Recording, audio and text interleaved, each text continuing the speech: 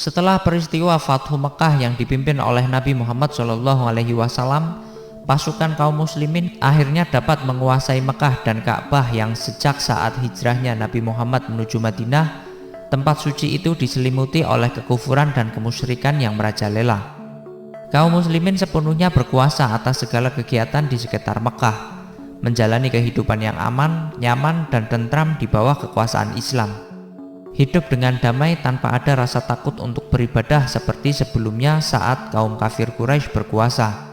Hampir seluruh pemimpin kafir Quraisy yang berpengaruh telah meninggal, gugur di dalam medan pertempuran, hingga tiada seorang pun pemimpin kafir Quraisy yang tersisa kala itu, kecuali ada beberapa dari keturunan mereka yang akhirnya memeluk agama Islam dan menjadi pengikut setia Nabiullah Muhammad SAW. Ikrimah bin Abu Jahal adalah salah satu dari beberapa orang yang pada mulanya adalah seorang yang sangat membenci dan memusuhi Nabi.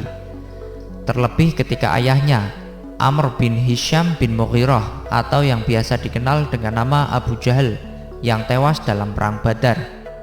Sejak saat itu Ikrimah begitu dendam kepada Nabi Muhammad SAW. Tetapi sadar akan kekuatan pasukannya yang semakin melemah, akhirnya mereka pun tunduk kepada pasukan kaum muslimin.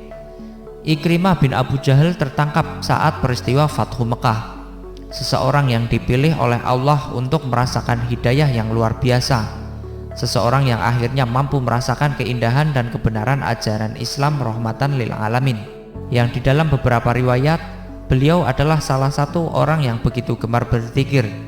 Bahkan ada yang menyebutkan hingga akhir hayatnya setelah beliau memeluk agama Islam, beliau tidak pernah sekalipun melakukan sebuah dosa, bahkan yang terkecil sekalipun. Walaupun tobat telah dilakukan oleh Ikrimah secara sungguh-sungguh, tetapi ternyata keburukannya dan mendiang ayahnya semasa masih berkuasa dulu tidak serta-merta hilang dari ingatan para sahabat dan beberapa orang yang pernah dizalimi oleh mereka berdua. Suatu ketika Ikrimah berjalan melewati Rasulullah yang sedang berkumpul dengan beberapa sahabat di sudut kota. Maka para sahabat pun mulai membicarakan Abu Jahal dan keburukannya. Lalu Nabi Muhammad SAW bersabda, "Janganlah kalian memuji diri kalian sendiri dengan menghina musuh-musuh kalian." Kemudian beliau juga bersabda, "Sesungguhnya Allah telah menghapuskan kebencian dan permusuhan yang ada di antara aku dan Abu Jahal setelah Ikrimah memeluk Islam. Oleh karena itu, janganlah kalian mencari-cari kesalahan orang yang sudah meninggal." Hadis riwayat Bukhari dan Muslim. Dari hadis di atas dapat dipahami bahwa Nabi Muhammad SAW melarang para sahabat untuk membicarakan keburukan Abu Jahal setelah dia meninggal, apalagi di depan anak atau saudaranya. Meskipun Abu Jahal adalah musuh dan sangat keras kepala dalam menentang Islam, Nabi Muhammad mengajarkan agar kita sebagai muslim tidak memuji diri sendiri dengan menghina musuh-musuh kita, karena itu termasuk sifat sombong dan jahat.